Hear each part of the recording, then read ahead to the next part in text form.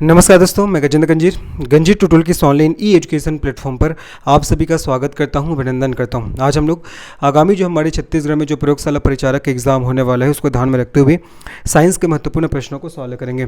बहुत ही important class होने वाला है, आप सभी को पता होगा। जो प्रयोगशाला परिचारक एग्जाम होगा उसमें साइंस से 60 क्वेश्चन पूछे जाएंगे, उसी को ध्यान में रखते हुए मैं इस क्लास को बना रहा हूँ। तो चलिए फिर आज के इस क्लास का शुभारंभ करते हैं। पहले प्रश्न में बढ़ते हैं। हमारा पहला प्रश्न है, आधुनिक आवर्त सारणी के बारे में निम्नलिखित में से कौन सा कथन सही नहीं है।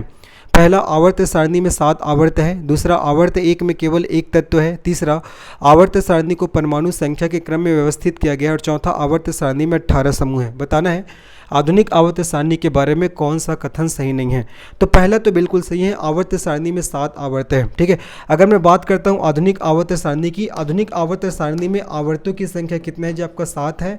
और समूहों की संख्या कितना है, समूहों की संख्या आपका 18 है। ठीक है, तो पहला बिल्कुल सही है, आवर्त सारणी में 7 आवर्त है। दूसरा देखो, आवर्त एक में केवल एक तत्व है, यही आपका गलत हो जाएगा। आवर्त एक में एक तत्व नहीं है भैया, आवर्त एक में तो 2 तत्व है। आवर्त एक में 2 तत्व है, और ये 2 तत्व कौन कौन सा है, हाइड्रोजन और हीलियम।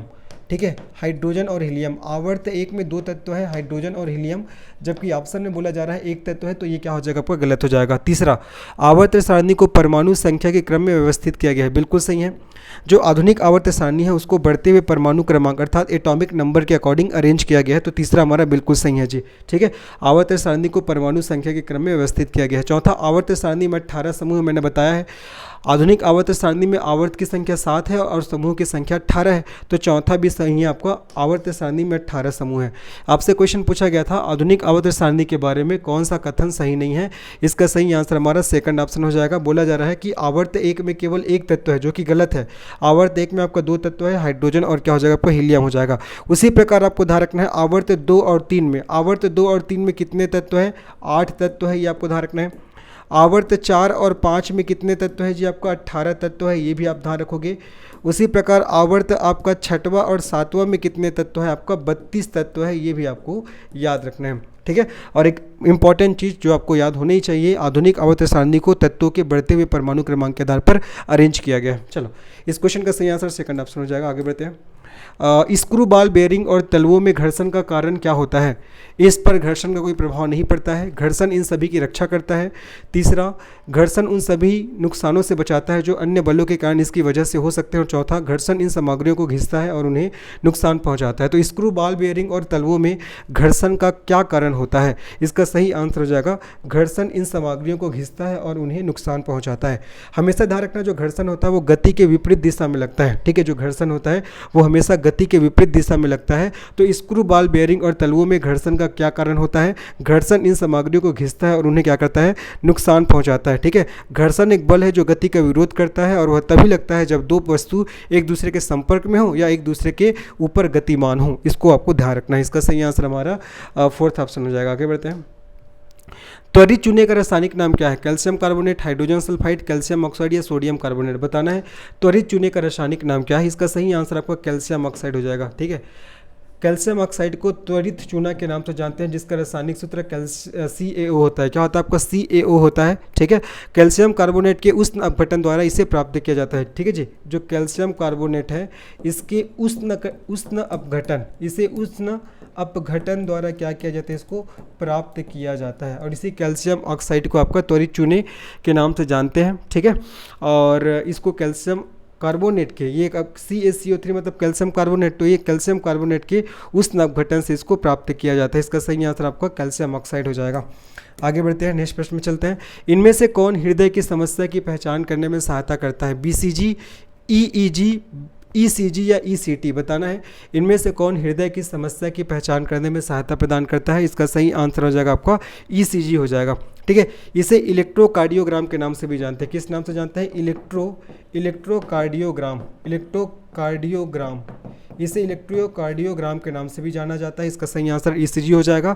किसी व्यक्ति के हृदय की धड़कन की क्या करता है, आपका जांच करता है। ठीक है, और ECG एनालॉग संकेत प्राप्त करता है और उसे फिर डिजिटल संकेत में क्या कर देता है, परिवर्तित कर देता है। तो इनमें से कौन हृदय की समस्या की पहचान करने में सहायता प्रदान करता है, तो ECG, जिसे इलेक्ट्रोकार्डियोग्राम के नाम से जाना जाता है। बहुत इंपॉर्टेंट है। आगे बढ़ते हैं। अमलगम बनाने के लिए एक महत्वपूर्ण धातु है, टंगस्टन, मरकरी, एल्यूमिनियम या आयरन। तो अमलगम बनाने के लिए एक महत्वपूर्ण धातु कौन सा है, आपका मरकरी है। किसी अन्य धातु के साथ मरकरी मिलाने के बाद प्राप्त मिश्र धातु को अमलगम कहा जाता है। ठीक है, किसी अन्य धातु के साथ मरकरी मिलाने के बाद जो मिश्र धातु प्राप्त होता है उसी को अमलगम कहा जाता है। तो अमलगम बनाने के लिए एक महत्वपूर्ण धातु कौन सा है जी? आपका मरकरी है। चलो आगे बढ़ते हैं। इनमें से कौन सा डेयरी उत्पाद नहीं है? गुड़, खोया, पनीर और मलाई। खोया, पनीर और मलाई ये तीनों तो डेयरी उत्पाद है, डेयरी प्रोडक्ट है, जबकि जो गुड़ है ना, गुड़ आपका डेयरी प्रोडक्ट नहीं है। गुड़ गन्ने या खजूर या ताड़ का एक उत्पाद है। किसका? गन्ने का या बोल सकते हैं खजूर का या आपका ताड़ का क्या है? आपका एक उत्पाद है।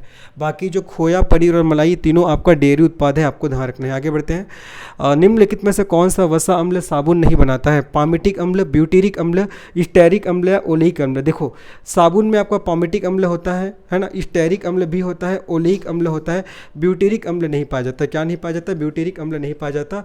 तो इसका सही आंसर हमारा सेकंड ऑप्शन हो जाएगा। साबुन तैयार करने के लिए पामिटिक अम्ल, स्टेरिक अम्ल, ओलेइक अम्ल, लॉरिक अम्ल इन सब का प्रयोग किया जाता है, जबकि ब्यूटेरिक अम्ल का प्रयोग नहीं किया जाता। नेक्स्ट प्रश्न में चलते हैं। आप सबके लिए होमवर्क है, बहुत सिंपल सा क्वेश्चन है। रदरफोर्ड परमाणु मॉडल के अनुसार इलेक्ट्रॉन कौन से पथ में नाभिक के चारों ओर परिक्रमा करते हैं? आपको इसका आंसर मुझे कमेंट सेक्शन में बताना है। रदरफोर्ड परमाणु मॉडल के अनुसार इलेक्ट्रॉन कौन से पथ में नाभिक के चारों ओर परिक्रमा करते हैं? ऑप्शन है दीर्घवृत्तीय, दूसरा वृत्ताकार, तीसरा रैखिक और चौथा आपका अर्धव्यास। आगे बढ़ते हैं, नेक्स्ट प्रश्न में चलते हैं। प्रतिजैविक या एंटीबायोटिक क्या है? फफूंद और फफूंद जैसे जीवों से तैयार की जाने वाली दवाएं, शल्य चिकित्सा के दौरान उपयोग की जाने वाली विशेष दवाएं, नींद की गोलियां या निश्चेतक पदार्थ बताना है। प्रतिजैविक या एंटीबायोटिक क्या है? इसका सही आंसर फफूंद और फफूंद जैसी जीवों से तैयार की जाने वाली दवाएं हैं। एंटीबायोटिक वे दवाएं हैं जो हमारे शरीर में जीवाणुओं से लड़ती है। ठीक है, सबसे पहले आपका पेनिसिलिन। ठीक है, पेनिसिलिन नामक एंटीबॉडी का पहला निर्माण किया गया था। किसके द्वारा किया गया था? 1928 में अलेक्जेंडर फ्लेमिंग के द्वारा। ठीक है, 1928 में आपका अलेक्जेंडर फ्लेमिंग के द्वारा इसका क्या किया गया था? आपका निर्माण किया गया था 1928 में। ठीक है, पेनिसिलिन का। और ये क्या है? ये सबसे पहला एंटीबायोटिक था, ये आपको याद रखना है। आगे बढ़ते हैं। कार्निया और रेटिना किस अंग में पाए जाते हैं? तो कार्निया और रेटिना हथेली में, कान में, नाक में, हाथ में। इसका सही आंसर आपका आँख में। जो कार्निया होता है और रेटिना है ये आँख में पाया जाता है। ठीक है, कार्निया हमारे आँख का पारदर्शी भाग होता है। जो प्रकाश होता है वो कार्निया के माध्यम से ही हमारे आँख में प्रवेश करता है।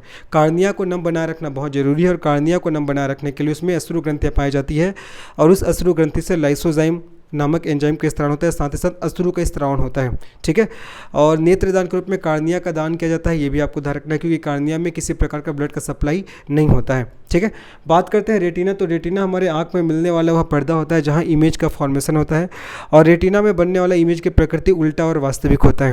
जब इसका मैसेज हमारे ब्रेन में जाता है तब वो चीज़ें हमको सीधा दिखाई देता है, लेकिन एक्चुअल में देखा जाए तो रेटिना किसी वस्तु का उल्टा और वास्तविक प्रतिबिंब बनाता है। इसका सही आंसर हमारा आँख हो जाएगा। आगे बढ़ते हैं, नेक्स्ट प्रश्न में चलते हैं। मानव शरीर के आंतरिक अंगों की छवियां प्राप्त करने के लिए कौन सा उपकरण पराध्वनि तरंगों का उपयोग करता है? X ray machine, CT scanner, MRI scanner या अल्ट्रासाउंड स्कैनर? इसका सही आंसर आपका अल्ट्रासाउंड स्कैनर हो जाएगा। मानव शरीर के आंतरिक अंगों की छवियां प्राप्त करने के लिए अल्ट्रासाउंड स्कैनर है, ये पराध्वनि उत्पन्न करता है ना, पराध्वनि तरंग को उत्पन्न करता है, ये आपको ध्यान रखना है। इसका सही आंसर अल्ट्रासाउंड स्कैनर हो जाएगा जी। ठीक है, अल्ट्रासाउंड स्कैनिंग में एक ट्रांसड्यूसर पराध्वनि तरंगों को मानव शरीर में पहुंचाता है। इसके बाद तरंगे है ना, वो शरीर के ऊतकों और अंगों से टकराती है और ट्रांसड्यूसर में उसको परावर्तित कर देती है। ठीक है, तो मानव शरीर के आंतरिक अंगों की छवियां प्राप्त करने के लिए कौन सा उपकरण पराध्वनि तरंगों का उपयोग करता है? तो अल्ट्रासाउंड स्कैनर, ये आपको याद रखना है। आगे बढ़ते हैं। निम्नलिखित में से कौन प्रकृति में अम्लीय है? टमाटर, नींबू का रस, संतरा और सभी विकल्प। टमाटर भी अम्लीय है, नींबू का रस भी अम्लीय है, संतरा भी है, तो इसका सही आंसर सभी विकल्प हो जाएगा। टमाटर में ऑक्जेलिक एसिड पाया जाता है, नींबू में साइट्रिक एसिड पाया जाता है ना। नींबू और जो खट्टे वर्ग के जो फल होते हैं सब में साइट्रिक एसिड पाया जाता है। तो टमाटर भी एसिडिक नेचर का है, नींबू भी और आपका संतरा भी, है ना। इसका सही आंसर सभी विकल्प हो जाएगा। सिंपल सा क्वेश्चन था। आगे बढ़ते हैं। खतरे की संकेत रोशनी के लिए लाल रंग को क्यों पसंद किया जाता है? पहला, क्योंकि लाल रंग के प्रकाश में छोटी तरंग दैर्ध्य होती है। दूसरा, क्योंकि लाल रंग कई लोगों द्वारा पसंद किया जाता है। तीसरा, क्योंकि लाल रंग के प्रकाश में सबसे लंबी तरंग दैर्ध्य होती है और कोहरे और धुएं से सबसे कम प्रकीर्ण होती है। और चौथा, क्योंकि लाल रंग आंखों के लिए चमकीला होता है। इसका सही आंसर हमारा थर्ड ऑप्शन है। खतरे की संकेत रोशनी के लिए लाल रंग को क्यों पसंद किया जाता है? क्योंकि जो लाल रंग है उसके प्रकाश में सबसे लंबी तरंग दैर्ध्य होती है और कोहरे और धुएं से सबसे कम प्रकीर्ण होता है। इसका सही आंसर हमारा थर्ड ऑप्शन हो जाएगा। ठीक है, आगे बढ़ते हैं। काली खांसी को किस नाम से जाना जाता है? मम्पश, कुकर खांसी या वेरियोला या रूबेला? बताना है जी। काली खांसी को किस नाम से जाना जाता है? इसका सही आंसर हो जाएगा आपका सेकंड ऑप्शन, है ना। एक्चुअल में इसका सही नाम कुकुर खांसी हो जाएगा, ठीक है। यहाँ पास थोड़ा टाइपिंग मिस्टेक हुआ है। तो काली खांसी को कुकुर खांसी के नाम से भी जानते हैं। यह एक जीवाणुजनित संक्रमण है और अत्यधिक संक्रामक रोग है। ये जो कुकुर खांसी अत्यधिक संक्रामक रोग है जो ऊपरी श्वास नली में सूजन के कारण बनता है, ठीक है। जब हमारे ऊपरी श्वास नली में सूजन हो जाता है तब क्या होता है, ये कुकुर खांसी होता है। ये एक प्रकार से संक्रामक बीमारी है, आपको ध्यान रखना है। आगे बढ़ते हैं, नेक्स्ट प्रश्न में चलते हैं। प्रकाश संश्लेषण की प्रक्रिया में मदद करने के लिए हरी पत्तियों में कौन सा पदार्थ मौजूद होता है? क्लोरोफिल, सूरज की रोशनी, क्लोरोफॉर्म या रंध्र? इसका सही आंसर आपका क्लोरोफिल हो जाएगा, जिसको पर्णहरिम के नाम से भी जानते हैं। इसी क्लोरोफिल के कारण पत्तियों का रंग कैसा होता है? आपका हरा होता है, ठीक है। जो पेड़ पौधे होते हैं सूर्य के प्रकाश, CO2, जल और क्लोरोफिल की उपस्थिति में अपने लिए भोजन का निर्माण करते हैं और ऑक्सीजन को प्रोड्यूस करते हैं और उसी ऑक्सीजन को हम लोग श्वसन के रूप में ग्रहण करते हैं। तो प्रकाश संश्लेषण की प्रक्रिया में मदद करने के लिए हरी पत्तियों में कौन सा पदार्थ मौजूद होता है? इसका सही आंसर होता है जब आपका क्लोरोफिल। क्या होता है? सही आंसर क्लोरोफिल, है ना। सही आंसर इसका क्लोरोफिल हो जाएगा, जिसको पर्णहरिम के नाम से जानते हैं। घरेलू तारों के प्रयोजनों के लिए परिपथ कैसे जुड़े होते हैं? सीधे, समानांतर, अनुक्रमिक या श्रृंखला? घरेलू तारों के प्रयोजनों के लिए परिपथ कैसे जुड़े होते हैं? इसका सही आंसर समानांतर हो जाएगा, ठीक है। समानांतर। अगर समानांतर क्रम की विशेषता की बात करूं तो समानांतर क्रम में जो वोल्टेज है, ठीक है, वो आपका सभी उपकरणों पर क्या होता है? आपका समान होता है, ठीक है। और जो धारा है वो समानांतर परिपथ में क्या हो जाती है? विभाजित भी हो जाती है। तो घरेलू तारों के प्रयोजनों के लिए परिपथ कैसे जुड़े होते हैं? समानांतर क्रम में जुड़े होते हैं, ये आपको याद रखना है। आगे बढ़ते हैं, नेक्स्ट प्रश्न में चलते हैं। नेक्स्ट प्रश्न हमारा क्या दिखते हैं? आयनन ऊर्जा के लिए आवर्त प्रवृत्ति के आधार पर किस तत्व में सबसे अधिक आयनन ऊर्जा होती है? ब्रोमीन में, फ्लोरीन में, हीलियम में या नाइट्रोजन में? इसका सही आंसर हीलियम हो जाएगा। हीलियम के बारे में ध्यान रखना है, ये सबसे हल्की नोबल गैस है जी, है ना। हीलियम क्या है? सबसे हल्की नोबल गैस है। किसी परमाणु या आयन के सबसे बाहरी कक्षा से इलेक्ट्रॉन को निकालने के लिए जो आवश्यक ऊर्जा लगती है उसी को बोला जाता है आपका आयनन ऊर्जा, ठीक है। हमारा क्वेश्चन ये था कि आयनन ऊर्जा के लिए आवर्त प्रवृत्ति के आधार पर किस तत्व में सबसे अधिक आयनन ऊर्जा होती है? इसका सही आंसर आपका हीलियम हो जाएगा। आगे बढ़ते हैं। निम्नलिखित में से कौन सा बहुपरमाणुक है? क्लोरीन, नाइट्रोजन, सल्फर या हाइड्रोजन? कौन सा बहुपरमाणुक है? इस क्वेश्चन का सही आंसर आपका सल्फर हो जाएगा। वे तत्व जो दो परमाणु से अधिक के समूह के रूप में मौजूद होते हैं उसे क्या कहा जाता है? बहुपरमाणुक तत्व कहा जाता है। मैंने क्या बोला कि वे तत्व जो दो परमाणु से अधिक के समूह के रूप में मौजूद होते हैं उसी को आपका बहुपरमाणुक तत्व कहते हैं। तो ऑप्शन के हिसाब से इसका सही आंसर क्या हो जाएगा? सल्फर हो जाएगा। तो कौन सा बहुपरमाणुक है? तो सल्फर इसका सही आंसर हो जाएगा। आगे बढ़ते हैं। स्विच चालू करने पर बल्ब कैसे जलता है? तंतु एक दूसरे को स्पर्श करते हैं, तंतु का विस्तार होता है, विद्युत धारा के कारण तंतु गर्म हो जाते हैं और रोशनी करने लगते हैं, और चौथा परिपथ के माध्यम से धारा प्रवाहित नहीं होती है। तो स्विच चालू करने पर बल्ब कैसे जलता है? इसका सही आंसर क्या हो जाएगा? विद्युत धारा के कारण क्या हो जाता है? तंतु गर्म हो जाते हैं और रोशनी करने लगते हैं। इसका सही आंसर हमारा थर्ड ऑप्शन हो जाएगा। विद्युत धारा के कारण जो तंतु होते हैं वो गर्म हो जाते हैं और क्या करने लगते हैं? रोशनी करने लगते हैं, ठीक है। और टंगस्टन का उपयोग बल्ब के तंतु को बनाने के लिए किया जाता है, ठीक है। जो बल्ब का तंतु होता है उसको बनाने के लिए टंगस्टन का उपयोग किया जाता है, ये भी आपको ध्यान रखना है। इस क्वेश्चन का सही आंसर हमारा थर्ड ऑप्शन हो जाएगा। क्षार का रंग क्या है? फिनोप्थेलिन के साथ गुलाबी और मिथाइल ऑरेंज के साथ पीला, फिनोप्थेलिन के साथ नीला और मिथाइल ऑरेंज के साथ पीला, फिनोप्थेलिन के साथ आपका पीला और मिथाइल ऑरेंज के साथ गुलाबी, या फिनोप्थेलिन के साथ पीला और मिथाइल ऑरेंज के साथ नीला? बताना है कि क्षार का रंग क्या है। इसका सही आंसर क्या होगा? फिनोप्थेलिन के साथ गुलाबी और मिथाइल ऑरेंज के साथ आपका पीला हो जाएगा, ठीक है। आपका फिनोप्थेलिन के साथ गुलाबी और मिथाइल ऑरेंज के साथ आपका पीला इसका सही आंसर हो जाएगा। तो इस क्वेश्चन का हमारा सही आंसर फर्स्ट ऑप्शन होगा। आगे बढ़ते हैं जी। निम्नलिखित में से कौन ध्वनि की प्रबलता का मृदुता निर्धारित करता है? आवृत्ति, तरंग वेग या आयाम या दोलन? तो कौन ध्वनि की प्रबलता या मृदुता का निर्धारण करता है? इसका सही आंसर आपका आयाम हो जाएगा, ठीक है। ध्वनि एक अनुदैर्ध्य तरंग है, सभी को पता होगा। जब ध्वनि का आयाम बड़ा होता है तब ध्वनि तरंग को प्रबल माना जाता है, ठीक है।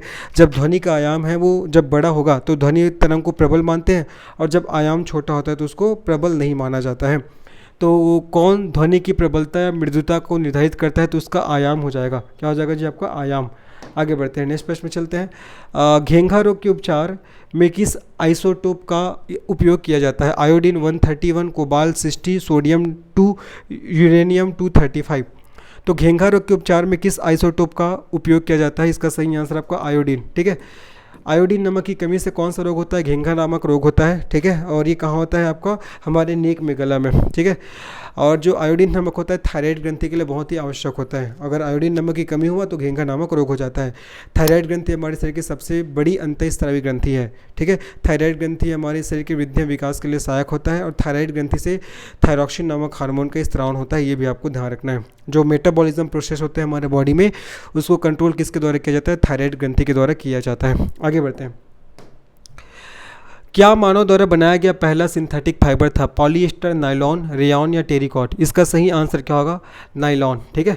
तो जो नायलॉन है ये आपका मानव द्वारा बनाया गया पहला सिंथेटिक फाइबर था। कृत्रिम फाइबर मानव निर्मित फाइबर होते हैं जो बहुलीकरण की प्रक्रिया द्वारा निर्मित होते हैं। जो कृत्रिम फाइबर होते हैं या जो सिंथेटिक फाइबर होते हैं वो मानव निर्मित होते हैं, जो बहुलीकरण की प्रक्रिया के द्वारा बनते हैं, जैसे कि आपका नायलॉन हो जाएगा, ठीक है। तो नायलॉन मानव द्वारा बनाया गया पहला सिंथेटिक फाइबर था, कृत्रिम फाइबर था। चलो, ध्वनि तरंगों के परावर्तन द्वारा उत्पन्न ध्वनि की पुनरावृत्ति क्या कहलाती है? शोर, स्वर, दोहराव या प्रतिध्वनि? ध्वनि तरंगों के परावर्तन के द्वारा उत्पन्न ध्वनि की पुनरावृत्ति क्या कहलाती है? प्रतिध्वनि कहलाती है, ठीक है। क्या कहलाती है जी? आपका प्रतिध्वनि कहलाती है। यदि हम किसी परावर्तक वस्तु जैसे कि ऊंची इमारत या पहाड़ के पास चिल्लाते हैं ना, या ताली बजाता है, तो हमको थोड़ी देर बाद फिर से वही आवाज़ सुनाई देती है, उसी को क्या कहा जाता है?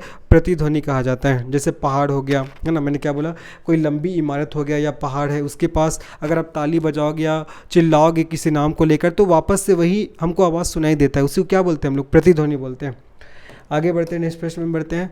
जब कॉपर सल्फेट विलयन लोहे की धातु के साथ अभिक्रिया करता है तो तांबा धातु का निर्माण होता है।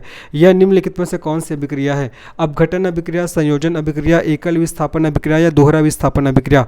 इसका सही आंसर क्या हो जाएगा? एकल विस्थापन अभिक्रिया। तो जब कॉपर सल्फेट विलयन लोहे की धातु के साथ अभिक्रिया करता है तो तांबा का निर्माण होता है ना, तांबा धातु का निर्माण होता है। और यह कौन सी अभिक्रिया? तो एकल विस्थापन अभिक्रिया है। एकल विस्थापन अभिक्रिया एक प्रकार की अभिक्रिया होती है जिसमें एक अभिकारक दूसरे अभिकारक को क्या कर देता है जी? आपका प्रतिस्थापित कर देता है, ये आपको याद रखना है। इसका सही आंसर हमारा थर्ड ऑप्शन हो जाएगा। आगे बढ़ते हैं। आर्किमिडीज ने आर्किमिडीज सिद्धांत की खोज के बाद क्या निर्धारित किया था? दूध की शुद्धता, राजा के मुकुट में सोने की शुद्धता, जहाज की डिजाइन अवधारणा या पनडुब्बी की डिजाइन अवधारणा? तो आर्किमिडीज ने आर्किमिडीज सिद्धांत की खोज के बाद क्या निर्धारित किया था? तो राजा के मुकुट में सोने की शुद्धता। इसका सही आंसर आ जाएगा हमारा सेकंड ऑप्शन, ठीक है। आर्किमिडीज सिद्धांत को उछाल के भौतिक नियम के रूप में भी जानते हैं। किस नियम के रूप में? उछाल के, ठीक है। उछाल ना, उछाल के भौतिक नियम, उछाल के भौतिक नियम के रूप में भी इसको जाना जाता है। आर्किमिडीज ने आर्किमिडीज सिद्धांत की खोज के बाद राजा के मुकुट में सोने की शुद्धता को निर्धारित किया था, ठीक है। मैंने क्या बोला? जो आर्किमिडीज का जो सिद्धांत है उसको किस नाम से जानते हैं? आपका याद रखेंगे, आपका इंपॉर्टेंट है ये। किस नाम से जानते हैं? उछाल के भौतिक नियम के नाम से भी इसको जाना जाता है। आगे बढ़ते हैं जी। चलो, निम्न में से किसका उपयोग मादक पेय में किया जाता है? मेथेनॉल का, इथेनॉल का, प्रोपेनॉल का या ब्यूटेनॉल का? तो किसका उपयोग मादक पेय में किया जाता है? इसका सही आंसर हो जाएगा इथेनॉल का। किसका? इथेनॉल का, इंपॉर्टेंट है। इसका रासायनिक सूत्र आपका क्या होता है? C2H5OH होता है। क्या होता है? C2H5OH इसका रासायनिक सूत्र होता है, ठीक है। इसका उपयोग कई दवाइयों में भी किया जाता है, जैसे आयोडीन, टिंचर, कफ सिरप, इन सब में आपका इथेनॉल का प्रयोग किया जाता है। तो किसका उपयोग मादक पेय में किया जाता है? इथेनॉल, जिसका रासायनिक सूत्र होता है C2H5OH, जिसको एथेनॉल के नाम से भी जानते हैं। हीलियम की परमाणुकता क्या है? एक परमाणुक, बहुपरमाणुक, द्विपरमाणुक या त्रिपरमाणुक? हीलियम की परमाणुकता क्या है? इसका सही आंसर क्या हो जाएगा? इसका सही आंसर आपका एक परमाणुक हो जाएगा। हीलियम एक रासायनिक तत्व है जिसका चिन्ह क्या होता है जी? He होता है ना, प्रतीक चिन्ह He होता है। इसकी परमाणु संख्या आपका 2 है। यह एक रंगहीन, गंधहीन, बेस्वाद परमाणु गैस है, ठीक है। और हीलियम के अणु में हीलियम का परमाणु होता है, इसे एक परमाणु के रूप में जाना जाता है, ठीक है। तो हीलियम की परमाणुकता क्या है? तो आपको बताना है एक परमाणुक, ठीक है। प्रतीक चिन्ह He होता है, ये आपको याद रखना है। आगे बढ़ते हैं। नेक्स्ट प्रश्न है, निम्न में से कौन माध्यम के घनत्व में एक ध्वनि तरंग के पूर्ण दोलन के लिए लिया गया समय है? आयाम, तरंग दैर्ध्य, आवृत्ति या समय अवधि? तो कौन सा माध्यम के घनत्व में एक ध्वनि तरंग के पूर्ण दोलन के लिए लिया गया समय है? इसका सही आंसर हो जाएगा आपका समय अवधि, ठीक है। एक दोलन पूरा करने के लिए पेंडुलम द्वारा लिए गए समय को इसकी समय अवधि के नाम से जाना जाता है। इसका सही आंसर हमारा फोर्थ ऑप्शन हो जाएगा। एक मृत मानव शरीर के विच्छेदन और अध्ययन को दिया गया औषधीय कानूनी नाम क्या है? एक मृत मानव शरीर के विच्छेदन और अध्ययन को दिया गया औषधीय कानूनी नाम क्या है? कासा मेडिको, एनालिसिस, ऑटोलैप्सी या ऑटोप्सी? इसका सही आंसर क्या हो जाएगा? ऑटोप्सी हो जाएगा। ऑटोप्सी एक जो ऑटोप्सी होता है ना, तो ऑटोप्सी एक मृत मानव शरीर के विच्छेदन और अध्ययन को दिया गया चिकित्सा कानूनी नाम है। इसका सही आंसर आपका ऑटोप्सी हो जाएगा जी। आगे बढ़ते हैं। मानव शरीर में पिट्यूटरी ग्रंथि कहाँ स्थित होती है? गुर्दे के शीर्ष पर, आंत में, तिल्ली के पास या मस्तिष्क के आधार पर? तो जो पिट्यूटरी ग्लैंड है, जिसको पीयूष ग्रंथि के नाम से जानते हैं, मस्तिष्क के आधार पर होता है ना। और ये पीयूष ग्रंथि है, इसको मास्टर ग्लैंड के नाम से जानते हैं। पीयूष ग्रंथि को अंतःस्रावी तंत्र का कंडक्टर कहा जाता है। पीयूष ग्रंथि से ऑक्सीटोसिन, आपका एडीएच, सोमेटोट्रोपिन, ल्यूटिनाइजन जैसे हार्मोन का स्त्रावण होता है। ठीक है, इसे मास्टर ग्लैंड के नाम से जानते हैं, याद रखना है। कहाँ पाया जाता है? हमारे ब्रेन में पाया जाता है। कौन सा हार्मोन मानव रक्त में शर्करा की मात्रा को नियंत्रित करता है? एस्ट्रोजन, टेस्टोस्टेरोन, पाराथोर्मोन या आपका इंसुलिन? इसका सही आंसर आप हो जाएगा आपका इंसुलिन। जो इंसुलिन नामक हार्मोन होता है वो आपका मानव रक्त में शर्करा की मात्रा को या शुगर की मात्रा को कंट्रोल करता है। ये इंसुलिन नामक हार्मोन क्या करता है? ये आपका हमारे शरीर में रक्त में उपस्थित अतिरिक्त ग्लूकोज को ग्लाइकोजन में कन्वर्ट करता है। अगर ये अतिरिक्त ग्लूकोज को ग्लाइकोजन में कन्वर्ट नहीं करेगा तो हमारे रक्त में शक्कर का लेवल या शुगर का लेवल बहुत ज़्यादा बढ़ जाएगा, जिसको डायबिटीज़ या मधुमेह की बीमारी के नाम से जाना जाता है। आगे बढ़ते हैं। देखिए, मानव शरीर में ऐसी एकमात्र मांसपेशी कौन सी है जो दोनों सिरों पर नहीं जुड़ी होती है? जीभ, द्विशिर पेशी या अभिवर्तनी या त्रिशिष्क पेशी? बताना है। मानव शरीर में ऐसी एकमात्र मांसपेशी कौन सी है जो दोनों सिरों पर नहीं जुड़ी है? इसका सही आंसर आपका जीभ हो जाएगा।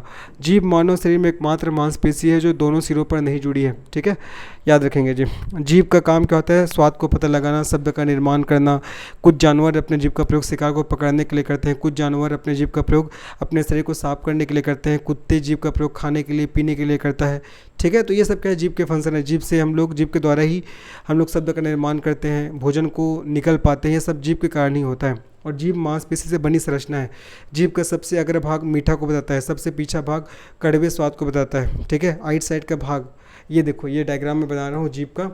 ये सबसे सामने वाला भाग बताता है मीठा को, सबसे पीछे वाला भाग बताता है कड़वा को, और ये दोनों पार्ट बताता है किसको? नमकीन को अर्थात साल्टी को, और ये दोनों बताता है आपका किसको? सोर को अर्थात खट्टा को। ये आपको ध्यान रखना है जी। तो मानव शरीर में ऐसी एकमात्र मांसपेशी कौन सी है जो दोनों सिरों पर नहीं जुड़ी है? इसका सही आंसर आपका जीभ हो जाएगा। प्राप्त ध्वनि के अनुसार मानव कर्ण के किस भाग में कंपन होता है? हैमर में, पिन्ना में, श्रवण तंत्रिका में या टाइम्पेनिक मेम्ब्रेन में? इसका सही आंसर हो जाएगा आपका टाइम्पेनिक मेम्ब्रेन में। ठीक है, तो प्राप्त ध्वनि के अनुसार मानव कर्ण के किस भाग में कंपन होता है? तो टाइम्पेनिक मेम्ब्रेन में होता है।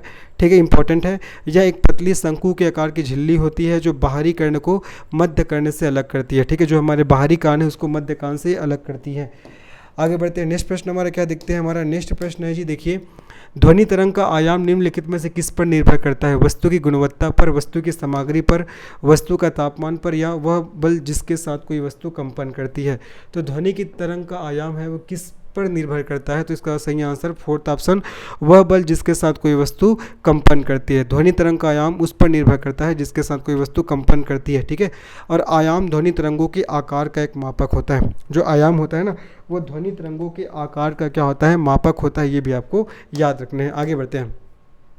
संधि शोथ एक ऐसा रोग है जो किसको प्रभावित करता है? अस्थियों को, फेफड़े को, जोड़ों को या मस्तिष्क को? जो संधि शोथ है एक ऐसा रोग है जो किसको प्रभावित करता है? इसका सही आंसर क्या होगा?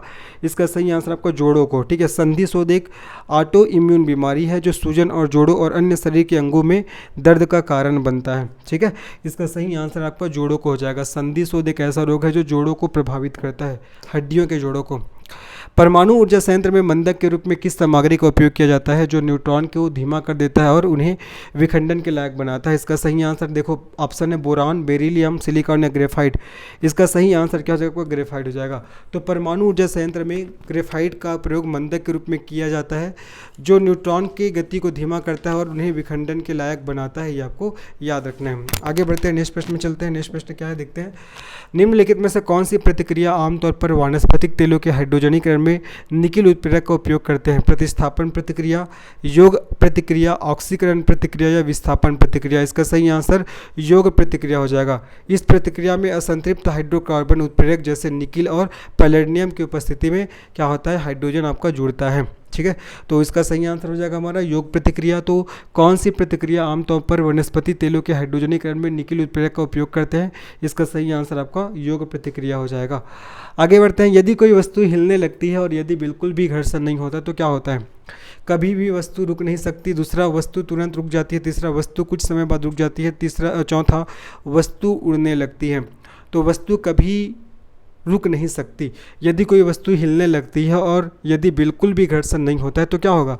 तो वस्तु है वो कभी रुक नहीं सकती। इसका सही आंसर हमारा पहला ऑप्शन हो जाएगा। यदि वस्तुएं हिलने लगती है और घर्षण नहीं होता है तो वस्तु कभी भी रुक नहीं सकती, ये आपको याद रखना है। आगे बढ़ते हैं। किशोरावस्था में शारीरिक छवि विकृति से जुड़े विकार का नाम बताइए। एक प्रकार का मानसिक विकार, अवसाद, अल्जाइमर रोग या एनोरेक्सिया नर्वोसा। किशोरावस्था में शारीरिक छवि विकृति से जुड़े विकार का नाम क्या है? इसका सही आंसर हो जाएगा आपका एनोरेक्सिया नर्वोसा, है ना। एनोरेक्सिया नर्वोसा इसका सही नाम है, एनोरेक्सिया और नर्वोसा। ठीक है। यह एक गंभीर खाने का विकार है जो शरीर की छवि विरूपण, वजन बढ़ने का और तीव्र डर और भोजन सेवन पर प्रतिबंध की एक विशेषता है। ये आपको याद रखना है ना। तो किशोरावस्था में शारीरिक छवि विकृति से जुड़े विकार का नाम क्या है? तो एनोरेक्सिया नर्वोसा, ये आपको याद रखना है। क्या हो जाएगा? Anorexia nervosa. अरंडी के बीच में क्या अंतर है? यह एकमात्र रबी फसल है, यह न तो रबी फसल है और न ही खरीफ है, यह केवल जायद की फसल है और यह रबी और खरीफ दोनों की फसल है। तो जो अरंडी का बीज है ना, ये आपका रबी और खरीफ दोनों की फसल है, ये आपको याद रखना है। ठीक है, कि आपका अरंडी के बीज को रबी और जो खरीफ दोनों फसलों में इसको बोया जा सकता है, उगाया जा सकता है। आगे बढ़ते हैं। पौधे की कोशिकाओं में क्या मुख्य रूप से अंगक होते हैं जिनमें स्टार्च, तेल और प्रोटीन कलिकाएं जैसे पदार्थ जमा होते हैं? ल्यूकोप्लास्ट, माइटोकॉन्ड्रिया, रिक्तिका या आपका क्रोमोप्लास्ट। इसका सही आंसर हो जाएगा, सिंपल सा क्वेश्चन है, ल्यूकोप्लास्ट। तो पौधे की कोशिकाओं में ल्यूकोप्लास्ट मुख्य रूप से अंगक होते हैं जिनमें स्टार्च, तेल और प्रोटीन कणिकाएं जैसे पदार्थ जमा होते हैं, ये आपको याद रखना है। आगे बढ़ते हैं। एक वस्तु का द्रव्यमान दोगुना होने पर दो वस्तुओं के बीच गुरुत्वाकर्षण बल का क्या होगा? पहला गुरुत्वाकर्षण का बल 4 गुना हो जाएगा, दूसरा गुरुत्वाकर्षण बल 2 गुना हो जाएगा, तीसरा गुरुत्वाकर्षण बल 3 गुना हो जाएगा और चौथा गुरुत्वाकर्षण बल आधा हो जाएगा। तो एक वस्तु का द्रव्यमान 2 गुना होने पर दो वस्तुओं के बीच गुरुत्वाकर्षण बल क्या होगा? इसका सही आंसर हो जाएगा जब आपका गुरुत्वाकर्षण बल क्या हो जाएगा? आपको 2 गुना हो जाएगा। क्या हो जाएगा? आपको 2 गुना हो जाएगा, ये आपको याद रखना है। सिंपल सा क्वेश्चन है, मैं ज़्यादा एक्सप्लेन नहीं कर रहा हूँ इसमें। रात में तारों का टिमटिमाने का कारण क्या होता है? वायुमंडलीय अपवर्तन, प्रकाश का परावर्तन, प्रकाश का बिखराव और प्रकाश का फैलाव। तो रात में तारों का टिमटिमाने का कारण क्या होगा? तो इसका सही आंसर आपका वायुमंडलीय अपवर्तन। वह घटना जिसके द्वारा जो प्रकाश है, वो एक किरण, जिसके द्वारा प्रकाश की एक किरण है अपने मार्ग को मोड़ लेती है, वह घटना जिसके द्वारा जो प्रकाश की किरण है अपने मार्ग को मोड़ लेती है, वही क्या कहलाता है? प्रकाश का अपवर्तन कहलाता है। तो रात में तारों का टिमटिमाने का क्या कारण होता है? इसका सही आंसर आपका वायुमंडलीय अपवर्तन हो जाएगा। सामान्य श्वसन में अंदर जाने और निकलने वाली वायु की मात्रा को किस रूप में जाना जाता है? अल्प आयतन, अवशिष्ट आयतन, जीवद आयतन या श्वसन आयतन।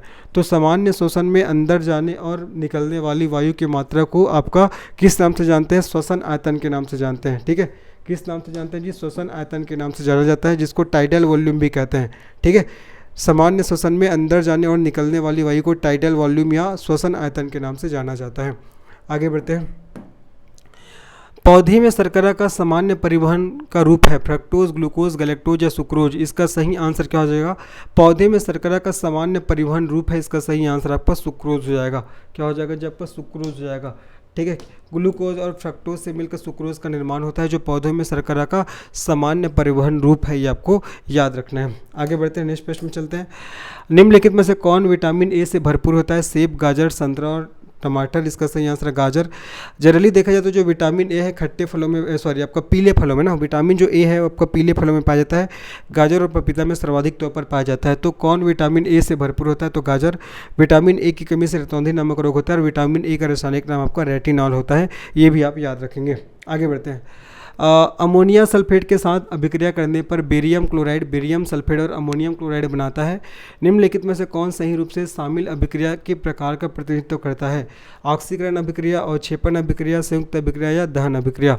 इसका सही आंसर हो जाएगा आपका अवक्षेपण अभिक्रिया। तो अमोनियम सल्फेट के साथ अभिक्रिया करने पर बेरियम क्लोराइड बेरियम सल्फेट और अमोनियम क्लोराइड बनाता है, वो कौन से अभिक्रिया के प्रकार का प्रतिनिधित्व करता है? इसका सही आंसर आपका अवक्षेपण अभिक्रिया हो जाएगा। क्या हो जाएगा जी? अवक्षेपण अभिक्रिया। निम्नलिखित में से कौन सा एक कुनैन का स्रोत है? सागौन, सिनकोना, नीम और बांस। इसका सही आंसर आपका सिनकोना हो जाएगा। ठीक है, इसका उपयोग मलेरिया और बेबियोसिस नाम के इलाज मलेरिया और बेबियोसिस नाम के रोग है उसके इलाज के लिए होता है। ठीक है, तो कौन सा एक कुनैन का स्रोत है? इसका सही आंसर आपका सिनकोना हो जाएगा। आगे बढ़ते हैं। डिटर्जेंट को क्या कहा जाता है? Soap, less soap, soft soap, hard soap या कार्बोलिक सोप। तो डिटर्जेंट को सोप, लेस सोप के नाम से जाना जाता है। डिटर्जेंट को साबुन रहित साबुन कहा जाता है क्योंकि इसमें साबुन के सभी गुण होते हैं, लेकिन ये देखा जाए तो साबुन नहीं होता है। साबुन के गुण होते हैं लेकिन ये साबुन नहीं होता है। आगे बढ़ते हैं। हड्डियों के लिए कौन सा खनिज आवश्यक है? आयरन, सल्फर, जिंक या कैल्शियम। सभी को पता है जी, हड्डी और दांतों के विकास के लिए कैल्शियम आवश्यक होता है। इसका सही आंसर हमारा कैल्शियम हो जाएगा। ठीक है, चलो आगे बढ़ते हैं। आज के लास्ट प्रश्न में चलते हैं। अंतिम प्रश्न क्या है? आधुनिक आवर्त सारणी के बारे में निम्नलिखित में से कौन सा कथन सही है? पहला, इनमें 18 ऊर्ध्वाधर स्तंभ है जिन्हें समूह के रूप में जानते हैं। दूसरा, इनमें 18 क्षैतिज पंक्तियों को आवर्त के रूप में जाना जाता है। और तीसरा, इनमें 7 क्षैतिज पंक्तियों को समूह के रूप में जानते हैं। और चौथा, इनमें 7 ऊर्ध्वाधर स्तंभ है जिन्हें आवर्त के रूप में जाना जाता है। कौन सा आपका सही है? तो इसका सही आंसर हमारा पहला ऑप्शन हो जाएगा, इनमें 18 ऊर्ध्वाधर स्तंभ है जिन्हें समूह के रूप में जाना जाता है। आधुनिक आवर्त सारणी को बढ़ते हुए परमाणु क्रमांक के आधार पर व्यवस्थित किया गया है, आपको ध्यान रखना है। ठीक है, 1913 में हेनरी मोसले ने आधुनिक आवर्त सारणी को दिया था। आधुनिक आवर्त सारणी को 4 ब्लॉकों में बांटा गया है, एस, पी, डी और एफ। सभी को पता होगा, S block, P block, D block और आपका एफ ब्लॉक। ठीक है, इसको भी आपको ध्यान में रखना है। आधुनिक आवर्त सारणी को बढ़ते हुए परमाणु क्रमांक के आधार पर व्यवस्थित किया गया है। हमसे क्वेश्चन पूछा गया था आधुनिक आवर्त सारणी के बारे में कौन सा कथन सही है? तो इसमें 18 ऊर्ध्वाधर स्तंभ है जिसे समूह के रूप में जाना जाता है। ठीक है, और 7 आपका क्षैतिज पंक्ति है जिसको आवर्त के रूप में जाना जाता है। तो पहला वाला स्टेटमेंट हमारा सही है, बाकी दूसरा, तीसरा, चौथा क्या आपका गलत है। इस प्रकार से आज हमने साइंस के महत्वपूर्ण प्रश्न किए। कई लोग कई कमेंट आते हैं कि सर आप जल्दी जल्दी पढ़ाते हो, जल्दी जल्दी करते हो। देखो जी, एक तो मुझे उतना भी समय नहीं मिल पाता है ना। रात को अभी भी बता रहा हूँ मैं, अभी रात को 12:30 का समय हो रहा है, मैं रिकॉर्ड कर रहा हूँ। मैं जो अकेला ही सब करता हूँ, खुद ही क्वेश्चन बनाता हूँ, उसको खुद ही पूरा टाइप करता हूँ, है ना। फिर जब समय मिलता है तो उसको एक्सप्लेन करता हूँ। तो मैं ये चाहता हूँ कि ज़्यादा समय ना लगे। ठीक है, क्योंकि गर्मी का समय भी है। देखो, अगर फैन वैन भी ऑन करोगे तो वॉइस में दिक्कत होगा। तो आपका थोड़ा जल्दी, इसीलिए मैं बनाता हूँ, है ना। तो कोशिश किया करिए कि आप लोग को वो चीज़ें समझ में आ जाए, इवन वो क्वेश्चन का आंसर आप लोग को याद हो जाए, इतना कोशिश किया करिए आप लोग। तो अच्छा ठीक है, फिर वीडियो पसंद आया होगा तो इस वीडियो को लाइक करिए, चैनल को सब्सक्राइब करिए, इसे अपने दोस्तों को शेयर करिएगा। मिलते हैं नेक्स्ट पार्ट में, तब तक के लिए धन्यवाद, बाय, टेक केयर।